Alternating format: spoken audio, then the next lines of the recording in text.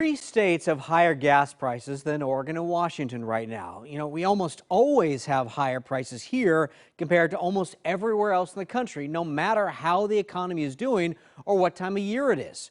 Our KOIN 6 investigation reveals there are very specific reasons why, and some are difficult to change. You'll see the signs posted along roads if you drive through Clark County west of I-5. Warning, the Olympic pipeline is buried underground.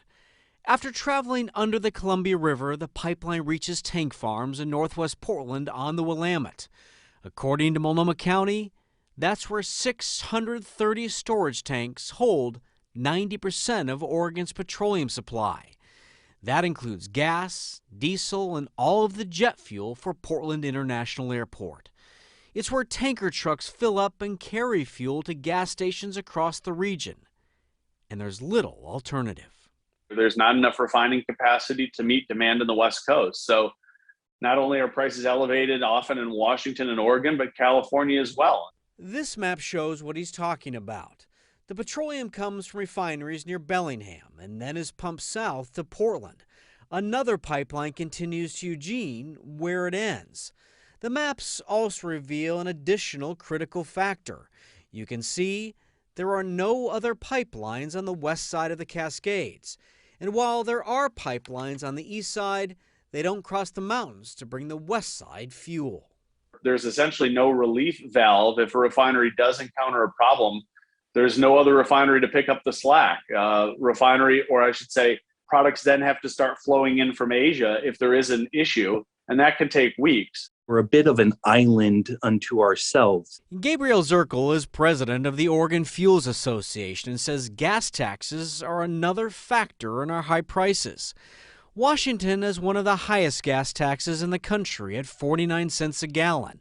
It's how the state has funded many recent highway projects.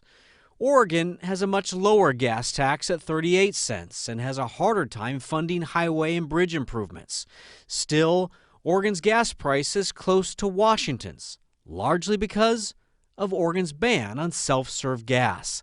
Stations need employees to pump gas for drivers in Oregon and have to charge more to cover the labor cost. Then consider 35 cities and counties in Oregon add their own tax. Portland, a couple years ago, adopted a city ordinance tax for gasoline at 10 cents a gallon. If the Northwest wanted to lower prices overall, the states would need to increase supply. Do you know of any plans in the pipeline, so to speak, for more refinery capacity in the Northwest? I highly doubt it.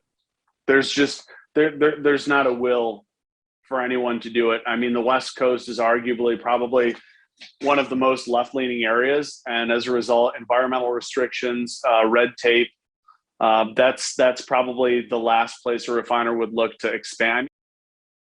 The other way to reduce gas prices is to cut demand, so more electric vehicles can help. Remember, we can't get gasoline also from California because California uses its own cleaner fuel blend. So again, we're on an island. Gabriel Zirkel with the Oregon Fuels Association points out the higher fuel prices are also driving the transportation costs up to truck the fuel around the Northwest to distant locations. He also says the wages of the truck drivers who haul fuel have gone up from $22 an hour to $40 during the labor shortage, and that all gets passed on to the consumer.